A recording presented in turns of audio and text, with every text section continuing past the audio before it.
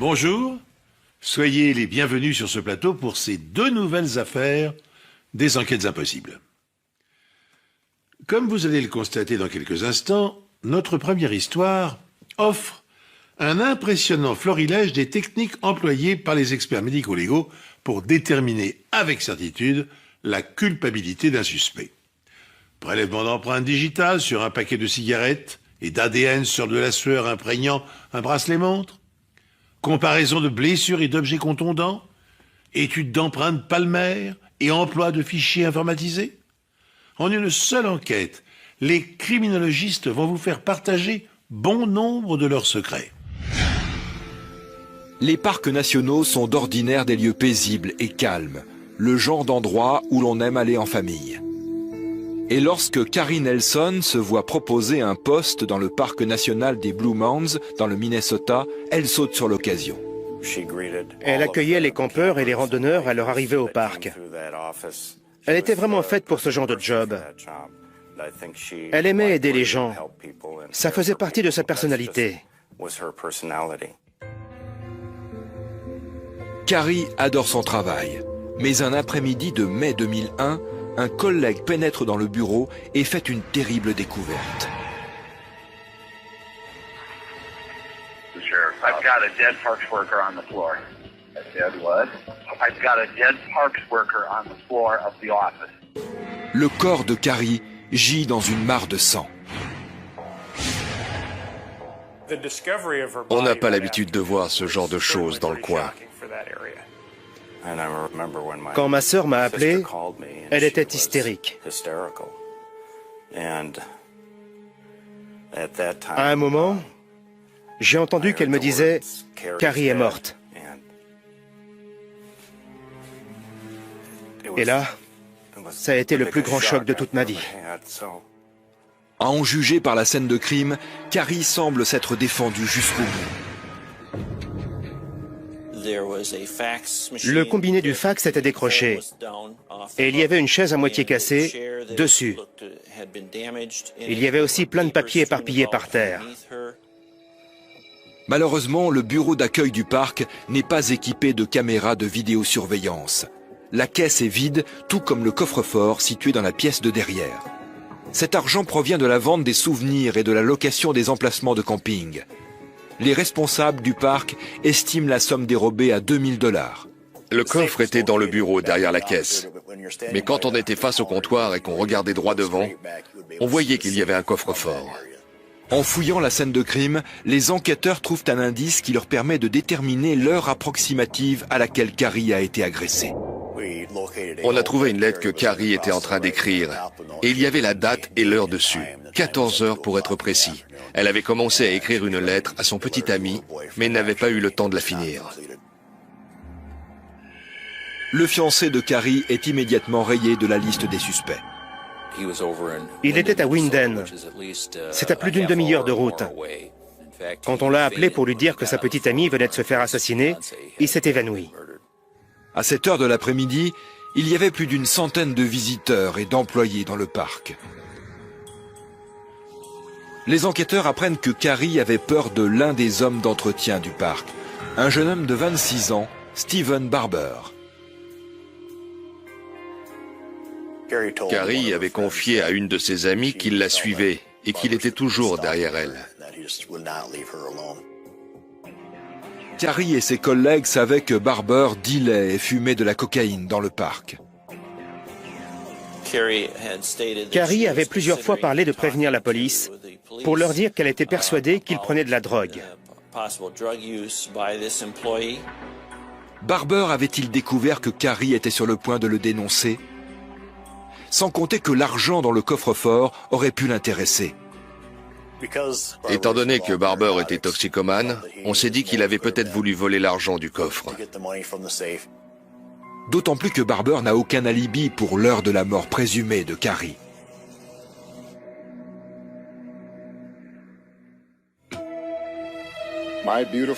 Ma petite fille ne se jettera plus jamais dans mes bras en me disant « Papa, je t'aime ». Celui qui a fait ça doit être mis en prison. Il faut le mettre hors d'état de nuire. Les experts médico-légaux n'ont aucun mal à reconstituer la scène de l'agression. Ils ont en effet retrouvé des gouttes de sang parfaitement rondes près de la caisse et du coffre. Et les tests ADN montrent qu'il s'agit du sang de Carrie. Elle a sûrement été frappée avec le poing ou un objet quelconque. C'est ce qui l'a fait saigner du nez. Ensuite, le tueur l'a emmenée jusqu'à la caisse, d'où les gouttes de sang qu'on a retrouvées à côté. Les médecins remarquent aussi de petites hémorragies sous-conjonctivales dans le blanc de ses yeux, ce qui signifie que le tueur lui a serré la gorge. Il l'a certainement prise à la gorge pour la maîtriser. Il a dû utiliser ses vêtements et son collier pour l'étrangler. C'est ce qui a provoqué ces petites hémorragies au niveau de l'œil. Il n'y a pas eu agression sexuelle. Le décès a été provoqué par un coup porté par un objet contondant. Elle a visiblement été frappée avec un objet contondant, ce qui a provoqué d'importantes blessures à la tête et au visage. Ce sont ces blessures qui sont la cause du décès. Médecins légistes et experts spécialistes des taches de sang sont capables de tirer un maximum de déductions à partir de quelques traces présentes sur une scène de crime. Dans notre affaire, l'hémorragie sous-conjonctivale prouve que l'assassin a essayé d'étrangler sa victime. En temps ordinaire, ce type d'hémorragie, sans gravité, se manifeste par une rougeur sanguine dans le blanc de l'œil. Ne parvenant pas à ses fins, le tueur s'est emparé d'un objet contondant et a asséné plusieurs coups violents sur le crâne de la jeune femme, provoquant un caillot cérébral et de larges éclaboussures tout autour du corps. Les taches rondes, tombées verticalement sur le sol, indiquent, elles, qu'avant de succomber, Carrie Nelson a eu le nez fracturé. Les enquêteurs pensent que le vol est le mobile de l'homicide. Le coffre du bureau a été fracturé et 2000 $ ont disparu. Mais le meurtrier connaissait-il la jeune femme? Ou faisait-il partie des centaines de visiteurs du parc? Le parc national des Blue Mounds ne possède qu'une seule et unique voie d'accès. Et pour y entrer, il faut normalement présenter une autorisation. Mais les enquêteurs apprennent que toutes les entrées et sorties ne sont pas systématiquement contrôlées. Il pouvait très bien y avoir dans le camping des gens dont nous ignorions la présence. De plus, le parc est loin de tout et s'étend sur des centaines d'hectares, ce qui signifie que le tueur a pu très facilement disparaître dans la nature. Un campeur déclare aux enquêteurs qu'il a vu une voiture passer à toute allure devant son emplacement, situé juste à côté de l'accueil. Il a vu une grosse voiture blanche, genre paquebot, partir sur les chapeaux de roue. Le campeur ne peut malheureusement pas voir la plaque d'immatriculation, le modèle, ni même la marque de la voiture. Mais il se souvient qu'il l'a vu passer entre 14h15 et 14h30. Carrie était seule à l'accueil. La dernière personne à l'avoir vue vivante était un campeur qui est passé à la caisse à 13h53. Le corps de Carrie a été retrouvé à 14h44, ce qui veut dire que la mystérieuse voiture blanche était là au moment du meurtre. Steven Barber, l'employé qui suivait Carrie avant qu'elle ne soit tuée, possède justement une voiture qui correspond à cette description. Barber avait une Cadillac blanche, le genre de voiture qui fait paquebot, justement. Les enquêteurs l'interrogent, mais il nie toute implication dans le meurtre de Carrie.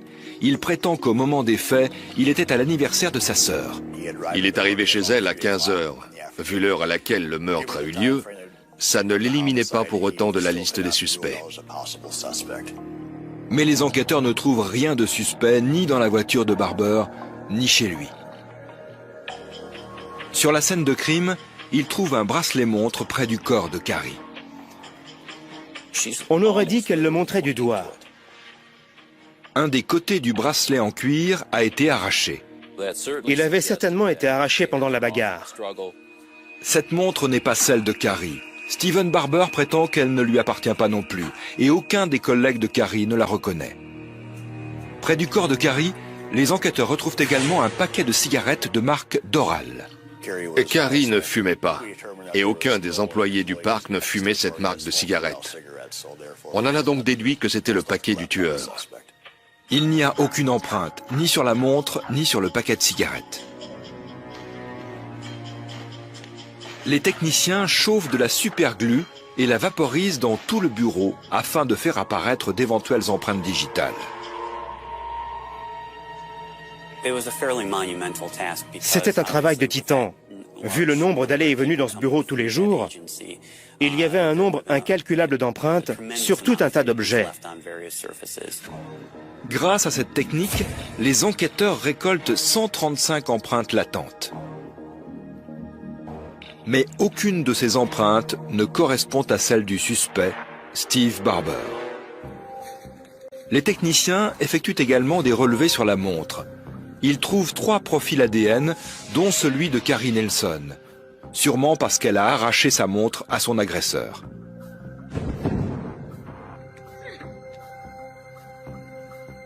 Mais aucun des 2 autres profils ne correspond à celui de Stephen Barber. On était persuadé que c'était Barber. Mais toutes les preuves semblaient dire le contraire. Les enquêteurs ont des empreintes et des profils ADN, mais toujours pas de suspect avec qui les comparer. 5 jours après le meurtre de Carrie Nelson, les enquêteurs retrouvent ce qu'ils pensent être l'arme du crime. C'est un des souvenirs que l'on trouve au bureau d'accueil, une pierre avec le logo du parc dessus. Ils l'ont retrouvée dans un ruisseau à plus de 2 km de la scène de crime. Ce genre d'objet n'avait rien à faire là. Sans compter qu'il avait justement disparu du bureau où Carrie Nelson avait été assassinée. Sans compter qu'on a retrouvé des morceaux de la pierre en question éparpillés près du corps. Et que la voiture blanche allait dans la direction du ruisseau lorsque les témoins l'ont aperçue. S'il conduisait du côté gauche de la route, l'assassin pouvait très bien l'avoir jeté dans la rivière par la fenêtre côté conducteur. Mais l'eau du ruisseau a effacé toute trace éventuelle qui aurait pu permettre d'identifier le tueur. J'ai pris des photos des blessures sur le corps de Carrie. Et certaines d'entre elles, notamment celles au visage et à la tête, correspondaient à la forme de cet objet. Quelle que soit l'habileté du tueur, un meurtre laisse toujours des traces de violence sur le corps de la victime. Lors de l'autopsie, le médecin légiste interprète ces traces et les reporte sur une carte sous forme de symboles. Ainsi, un impact de balle peut révéler le calibre de l'arme et d'éventuelles brûlures de la peau indiquer un tir à bout portant. Les contusions ou hématomes apparaissent quand un choc violent a fait éclater les vaisseaux capillaires.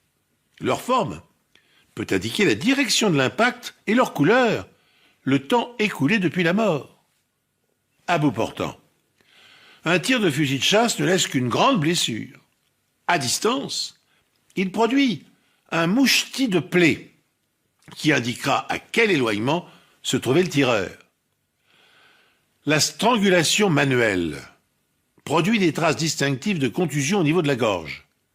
Mais certains cordons souples ne peuvent laisser que des marques très discrètes, qui ne seront révélées qu'à la dissection.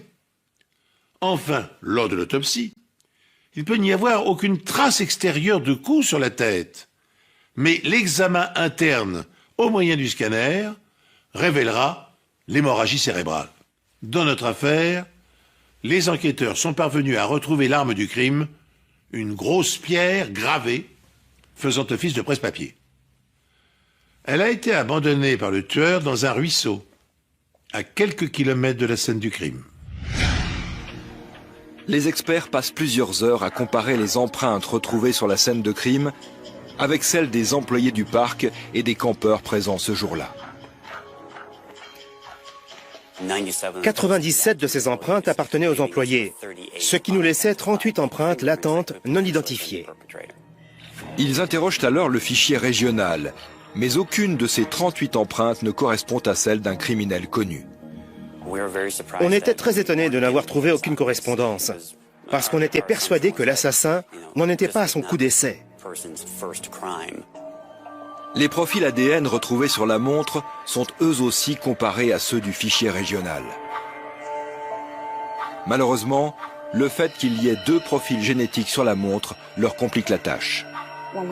Quand il y a plusieurs ADN, on est obligé de travailler sur un mélange de différents types d'ADN, ce qui empêche d'isoler chaque profil de manière définitive. 19 profils pourraient correspondre dans le fichier régional des empreintes génétiques du Minnesota.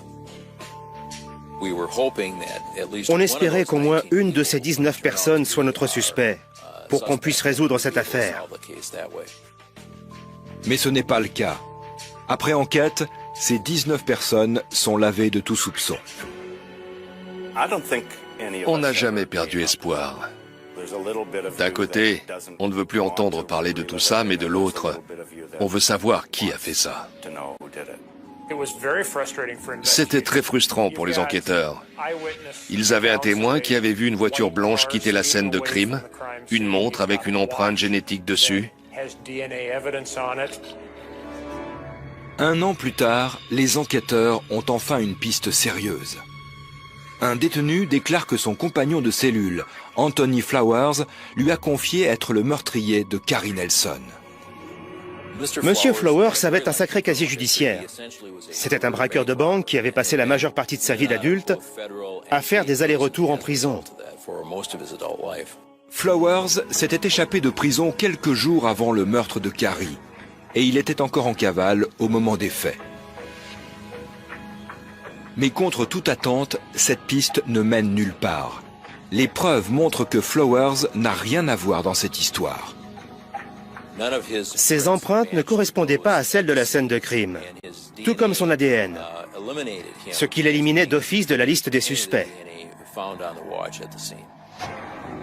Dans ce cas, pourquoi son codétenu l'a-t-il accusé?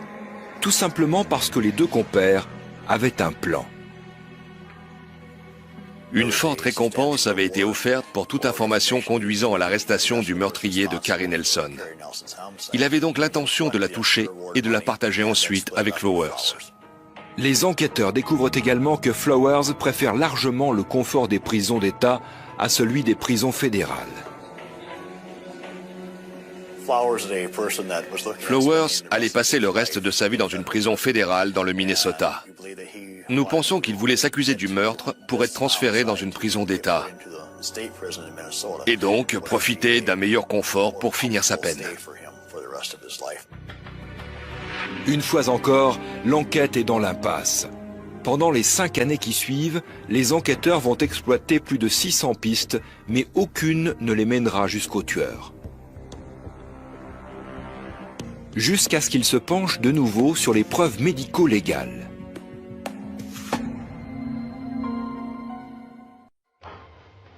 Après 5 ans d'enquête, les experts décident de procéder à de nouvelles analyses. En 2006, il existe désormais de nouvelles techniques d'analyse ADN, bien plus pointues qu'en 2001 et de fait bien plus précises. Les enquêteurs décident donc de refaire analyser la montre trouvée sur la scène de crime.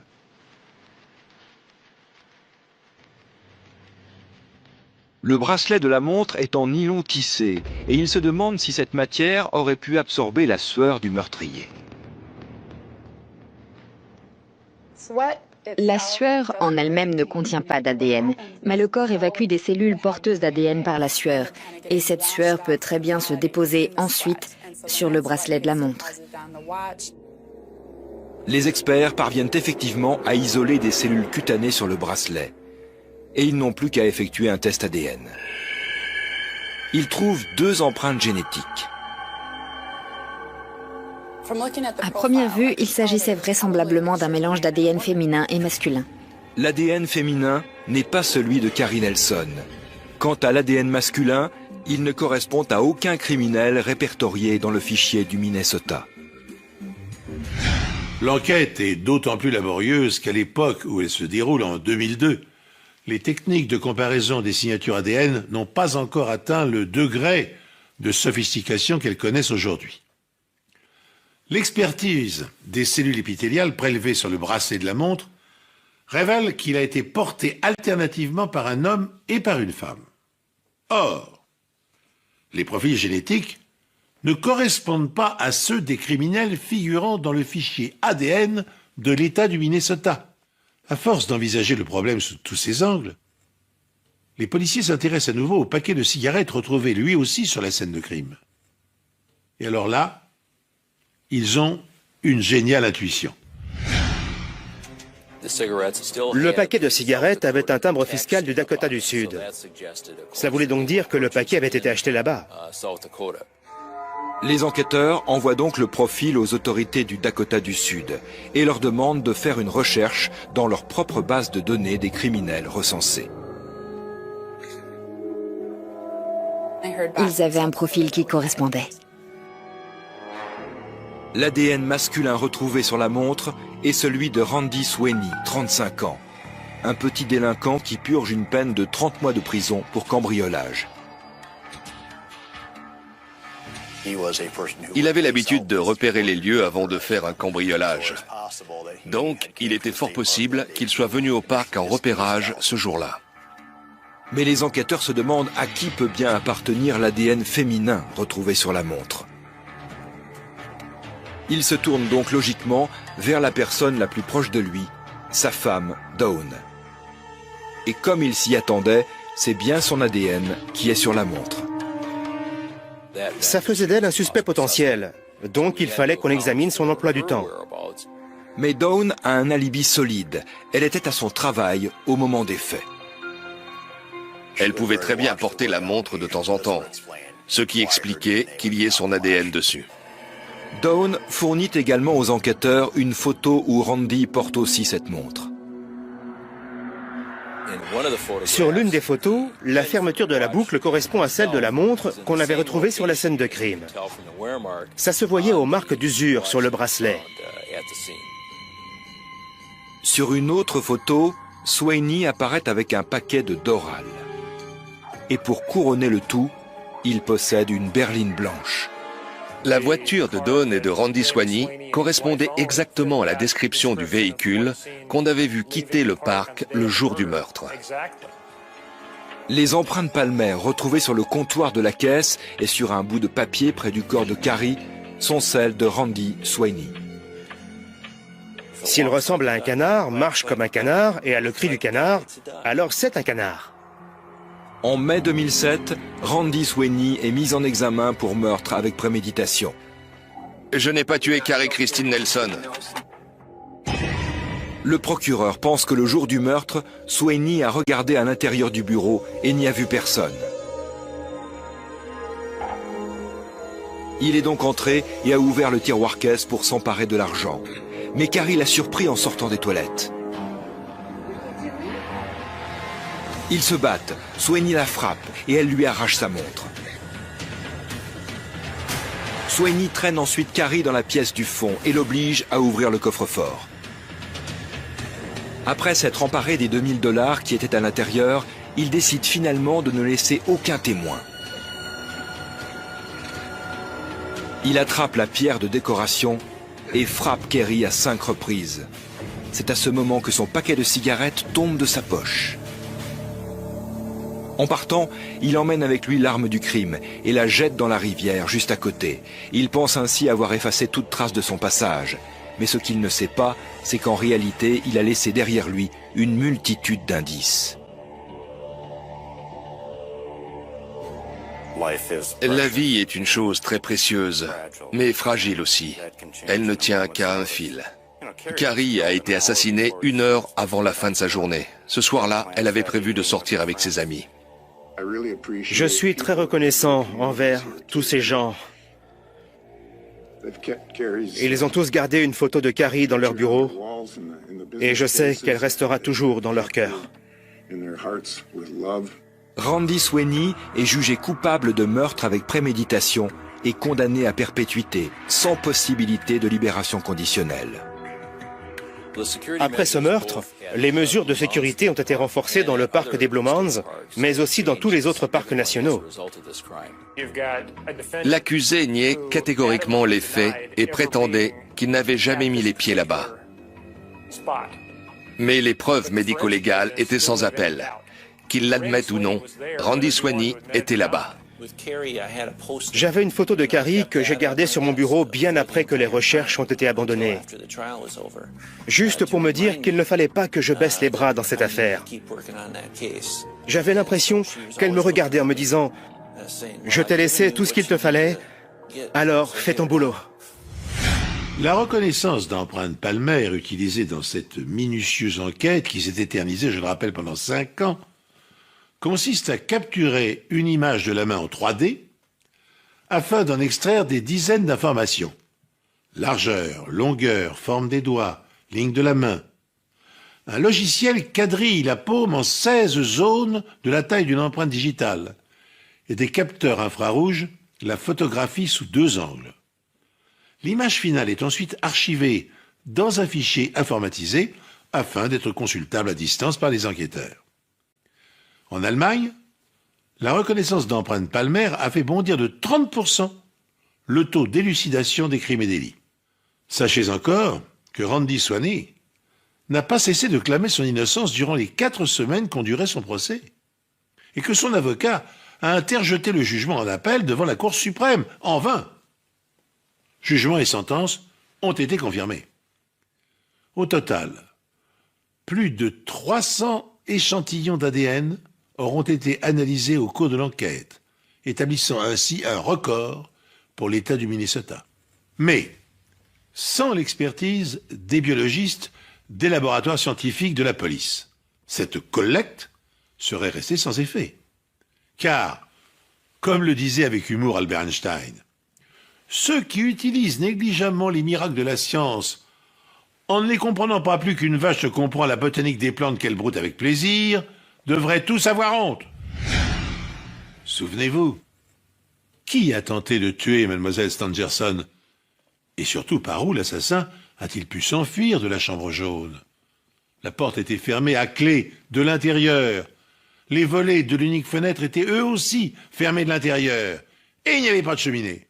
Dans le roman de Gaston Leroux, publié pour la première fois en 1907, c'est le jeune reporter Rouletabille, limier surdoué, qui va trouver la solution de cet affolant problème.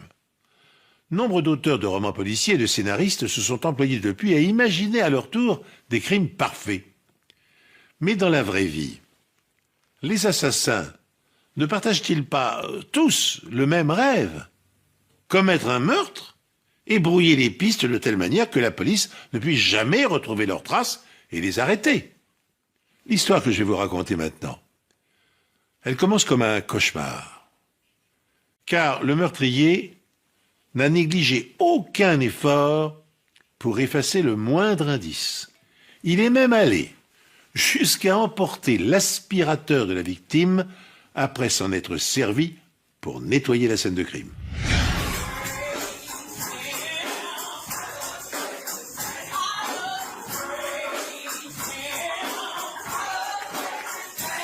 La messe du dimanche à l'église Golden Gate de Fort Worth au Texas tient une grande place dans la vie de Glenda Furch. Ma mère avait toujours fréquenté la même église. C'était l'église de sa grand-mère. On y allait de génération en génération. C'était très important pour nous. Mais un dimanche matin, Glenda ne vient pas à l'église. Sa famille et les paroissiens s'inquiètent immédiatement pour elle. D'après le pasteur, quand elle ne venait pas à la messe, elle appelait toujours pour s'excuser. On l'a appelée plusieurs fois, sans succès. Une des filles de Glenda décide de se rendre chez elle. En arrivant, elle remarque immédiatement que la voiture de sa mère n'est pas là. La porte d'entrée est fermée à clé. Glenda est absente. Mais il règne une chaleur étouffante dans l'appartement. La climatisation avait été baissée ou coupée. Il faisait vraiment très chaud. Et ça ne ressemblait pas à ma mère de couper la clim. Shimon suppose que sa mère s'est absentée pour quelques jours. Elle referme l'appartement et quitte les lieux. Le lendemain, Glenda ne se rend pas à son travail. Sa famille appelle alors la police pour signaler sa disparition. En arrivant sur les lieux, les enquêteurs constatent que la climatisation fonctionne de nouveau et remarquent tout de suite des signes inquiétants. Il y avait une énorme tache d'eau de javel sur le tapis de sa chambre, juste à côté du lit. La fille de Glenda informe la police que la veille, il n'y avait pas d'odeur d'eau de javel dans l'appartement. A priori, l'appartement avait été nettoyé. Certaines choses avaient disparu, comme la poubelle et l'aspirateur. Les analyses médico-légales de la tache ne révèlent rien d'anormal. Il n'y avait pas de traces de sang. Quelqu'un a également pris soin de nettoyer les poignées de porte, les interrupteurs et les robinets pour effacer toutes les empreintes. Mais où est donc Glenda Furch? On espérait encore. Dans ces cas-là, on continue d'espérer jusqu'au bout. D'après son employeur, Glenda serait venue travailler jeudi et aurait quitté l'entreprise aux environs de minuit. Ses relevés bancaires montrent qu'elle a fait le plein un peu plus tard, à minuit 24. On sait qu'elle a pris de l'essence. C'est la dernière transaction qu'elle ait faite avec sa carte bancaire. Depuis, Glenda Furch semble s'être littéralement volatilisée. La police en apprend très peu sur la vie privée de Glenda pour orienter l'enquête. Elle tenait vraiment à sa vie privée. Personne dans sa famille n'a pu nous donner le nom d'un éventuel petit ami, si tant est qu'elle en avait un. La police finit par trouver quelque chose dans ses archives. Quelques semaines plus tôt, Glenda a appelé pour signaler qu'elle se sentait menacée.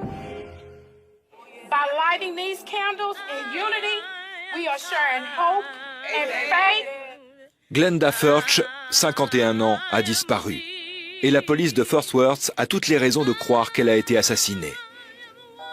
Elle rentrait du travail. Elle n'avait jamais rien fait de mal. Elle n'aurait jamais été impliquée dans une affaire louche. Et là, elle avait tout bonnement disparu. La vie de Glenda se limitait à son travail, ses 2 filles et ses petits-enfants. Elle aimait bien voyager, passer du temps avec ses petits-enfants, aller à l'église, faire du shopping comme beaucoup de femmes, et être avec sa famille. Ça comptait énormément pour elle. Les enquêteurs obtiennent un début de piste grâce aux archives des appels d'urgence.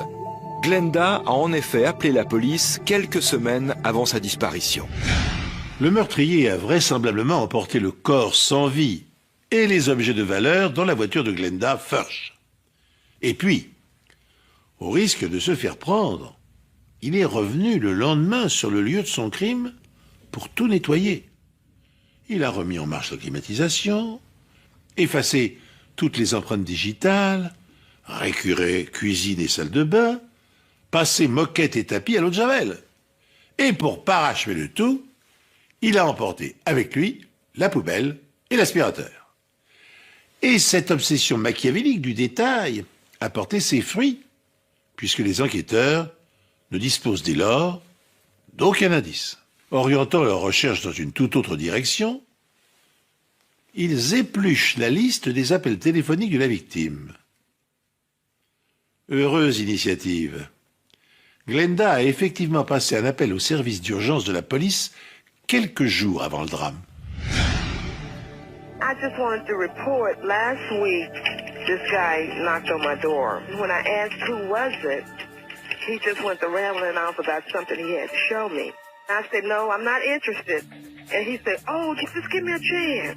Just give me a chance, you know, and he just stood there begging for me to open my door. À l'époque, il y avait pas mal de cambriolages à Fort Worth. Les voleurs frappaient à votre porte ou l'enfonçaient tout simplement. Mais aucune des maisons n'a été nettoyée après les vols. La police en conclut donc que la disparition de Glenda n'est pas liée à cette série d'effractions. Les voisins de Glenda donnent alors une information capitale aux enquêteurs. On est tombé sur 2 jeunes qui emménageaient dans un appartement près de celui de Glenda ce matin-là. En fait, ce lundi-là, à environ 2 heures du matin, ils ont aperçu un Afro-Américain faire des allées et venues entre son appartement et une voiture. Elle était garée juste à côté. La description de la voiture correspond à celle de la disparue, une Mazda couleur or. Un autre témoin affirme avoir vu le même homme au volant de la Mazda entrer et sortir du parking dans la nuit de dimanche. Et le lundi matin, un troisième témoin affirme avoir vu ce même homme quitter l'appartement de Glenda. D'après ce témoin, l'homme qu'il avait vu entrer et sortir de l'appartement allait peut-être aux poubelles. Le fait qu'on l'ait vu passer et repasser comme ça dans le quartier pendant plusieurs jours, ou pendant une certaine période, laisse à penser qu'il connaissait le coin. Il avait peut-être même habité ici pendant un temps. Des techniciens de scène de crime s'emploient à vider la benne et le contenu d'une dizaine de sacs à la recherche de preuves. 5 de ces sacs contiennent des objets provenant de l'appartement de Glenda Furch. Si sa famille nous avait appelés mardi au lieu de lundi, ça aurait été trop tard. Les poubelles seraient passées le mardi matin et toutes nos preuves se seraient envolées. Dans un des sacs, la police découvre le reçu de cartes bancaires du plein effectué le jeudi soir, ce qui prouve que Glenda a passé une partie de la nuit chez elle. Quand on a récupéré toutes ces preuves dans la benne, pour nous, c'était le jackpot. Le sac contient également des canettes vides et des produits d'entretien, notamment une bouteille d'eau de Javel vide. La police retrouve également un chemisier de Glenda, déchiré de haut en bas, dans le dos. Quand on tombe sur ce genre de choses, on pense tout de suite à une agression sexuelle. Un des enquêteurs qui travaillait sur l'enquête m'a dit « Darla, nous n'avons aucune certitude, mais en tout cas, ce n'est pas bon signe du tout. » Les enquêteurs mettent la main sur un autre indice intéressant. On a trouvé un enrouleur et des morceaux de ruban adhésif. Il y avait aussi des fils électriques qu'on avait vraisemblablement utilisés pour attacher quelque chose avec des nœuds dessus, et d'autres objets qui pouvaient avoir un lien avec ce crime. Quelqu'un a vraisemblablement utilisé le ruban adhésif et les fils électriques pour immobiliser Glenda. Nos pires craintes devenaient réalité. Les seules empreintes relevées dans l'appartement sont celles de Glenda Furch. Ces empreintes étaient enregistrées dans les fichiers de la police car elle avait fait une demande de permis de port d'armes, une arme qui a disparu de son appartement. Même les enquêteurs les plus chevronnés sont impressionnés par les efforts déployés pour nettoyer les lieux. Tout avait été lavé. En général, on trouve toujours tout un tas d'empreintes sur les miroirs de salle de bain. Là, il n'y avait pas la moindre trace. A priori, c'était un fan des experts. Tout avait été aspiré, certainement pour récupérer les cheveux et toutes les fibres. La personne qui a utilisé l'aspirateur a pris soin de l'emporter avec elle. On doit savoir ce qui s'est passé. Si quelqu'un a des informations, on s'en remet à la communauté. Aujourd'hui, c'est moi qui suis touché, mais demain, ça pourrait être vous. 5 jours après la disparition de Glenda, la police reçoit un appel. On signale qu'un incendie s'est déclaré dans une station de lavage de voitures à 35 km de là.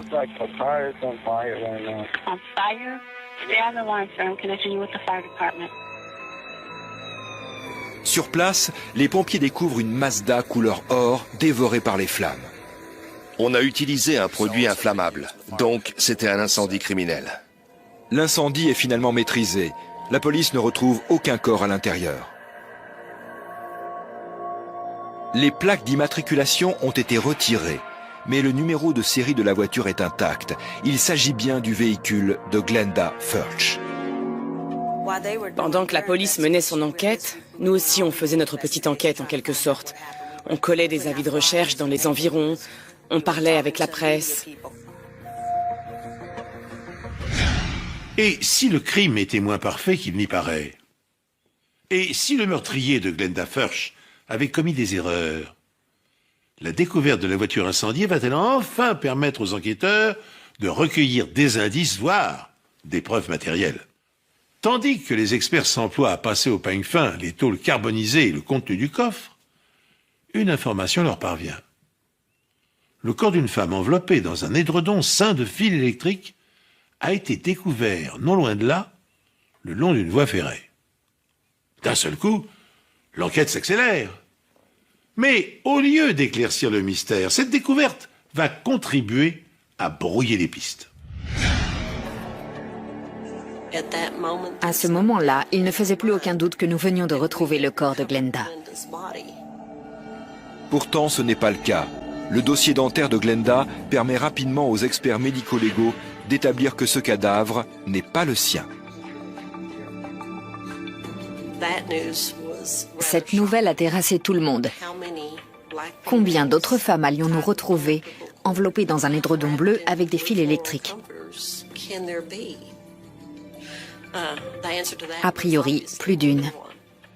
La police continue de traquer le tueur. Un mois après la disparition de Glenda, la police remarque un homme en train de vider le coffre d'un véhicule volé. Alors qu'il est sur le point d'être appréhendé, le suspect prend la fuite. Il a brûlé plusieurs feux, a évité de justesse plusieurs collisions, et il a réussi à prendre l'autoroute. On n'aurait jamais pensé qu'une voiture comme ça puisse rouler aussi vite. La course-poursuite a duré pas mal de temps. Et la voiture a fini par faire un tonneau.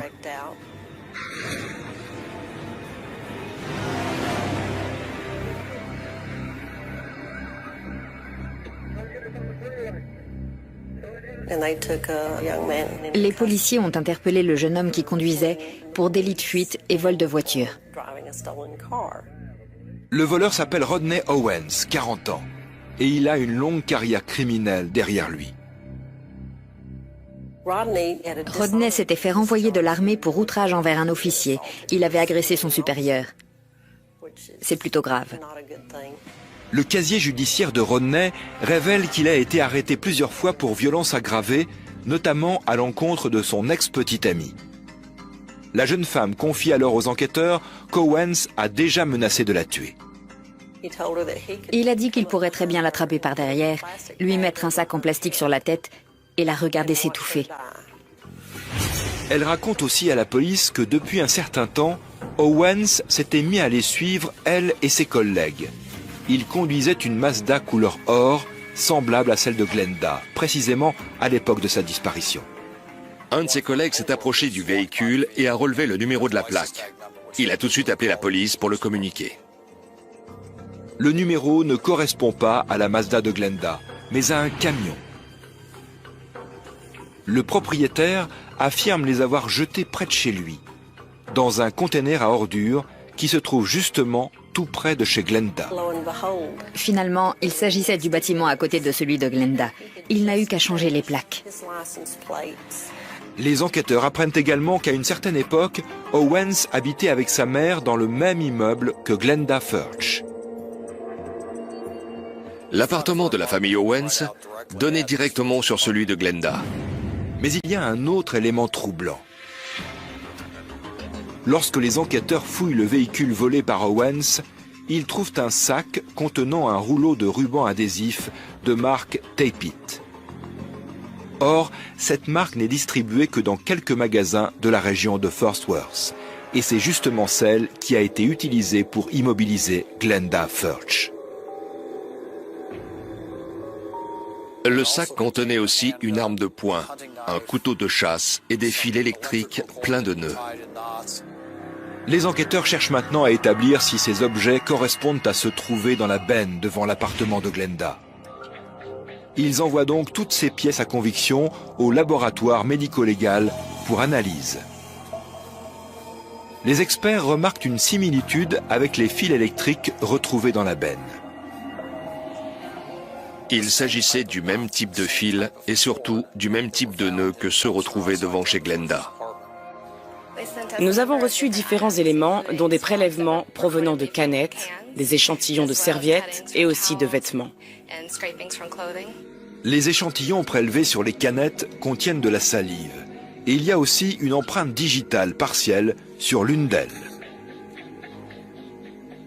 Grâce aux vapeurs de superglue et à la ninidrine, les experts parviennent à révéler une autre empreinte partielle sur le carton du rouleau de scotch retrouvé dans les poubelles. La ninidrine et la superglue ont mis en évidence une empreinte qu'on a pu photographier par la suite. Les techniques de prélèvement d'empreintes digitales n'ont pas cessé de se perfectionner. Au début du XXe siècle, seules les empreintes imprimées sur une surface lisse et sèche étaient exploitables grâce à l'emploi de poudres minérales ou organiques. Puis, des poudres fluorescentes ont permis de travailler sur des surfaces réflectives ou multicolores, comme le verre ou le papier glacé. Enfin, les experts ont été capables de recueillir des traces papillaires sur toutes sortes de matériaux, tels les plastiques, le cuir, le carton ou les textiles.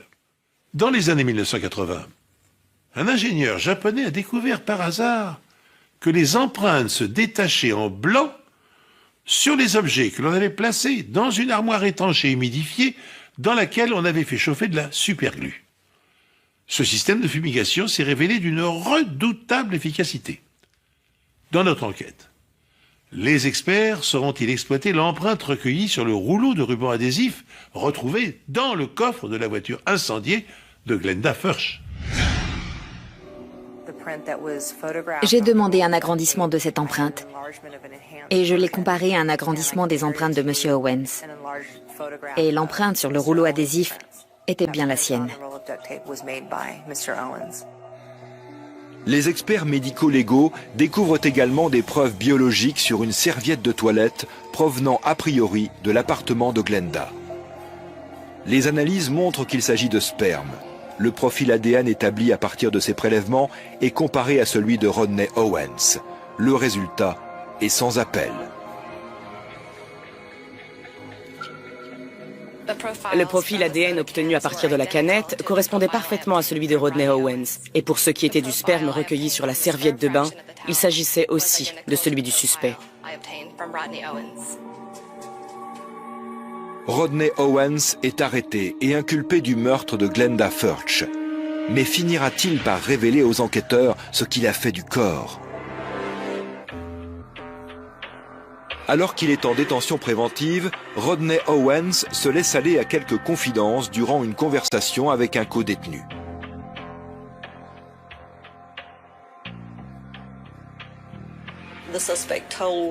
Le suspect a dit à un autre prisonnier qu'il savait que cette femme vivait seule et qu'elle travaillait de nuit. Elle avait une belle voiture et donc il était persuadé qu'elle avait de l'argent.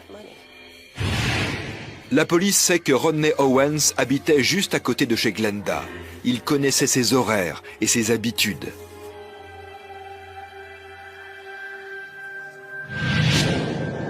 La nuit du meurtre, Glenda se gare dans le parking de sa résidence.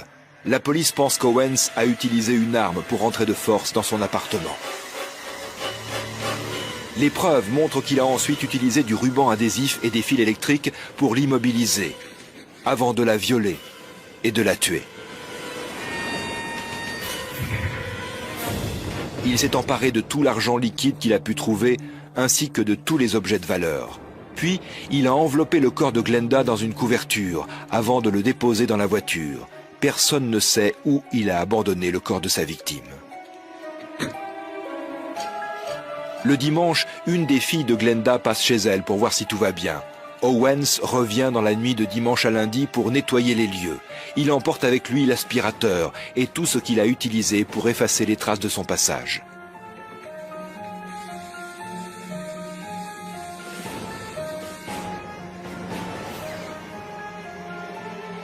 Owens se débarrasse de la plupart des objets qu'il incrimine dans une benne située non loin de là.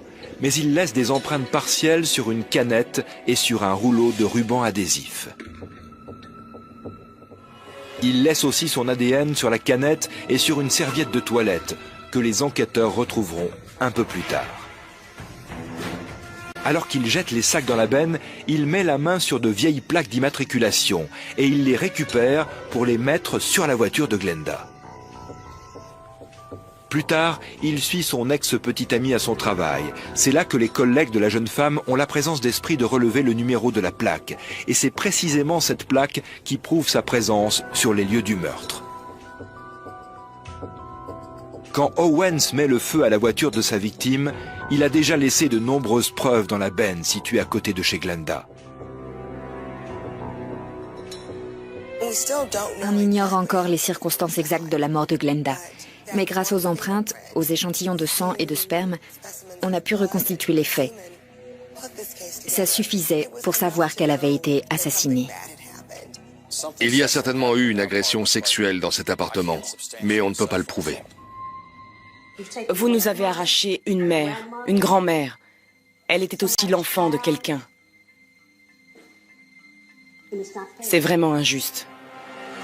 La défense part du principe qu'il n'y a pas de corps et que, par conséquent, il est impossible de prouver que Glenda est morte. Mais tous les témoins entendus dans cette affaire ont déclaré que Glenda Furch n'aurait jamais abandonné sa famille, son église et son travail. Alors que le mobile du meurtre est évident, Owens avait besoin d'argent. Il n'avait pas été condamné avant. Mais depuis qu'il n'avait nulle part où aller et personne pour l'aider, il était devenu de plus en plus violent. Pourriez-vous vous lever et donner votre verdict? Nous, le jury, déclarons l'accusé coupable. 1 an après la disparition de Glenda Furch, Rodney Owens est reconnu coupable de meurtre et condamné à la prison à perpétuité. Il s'est vu proposer une remise de peine s'il avouait ce qu'il avait fait du corps, mais il a refusé.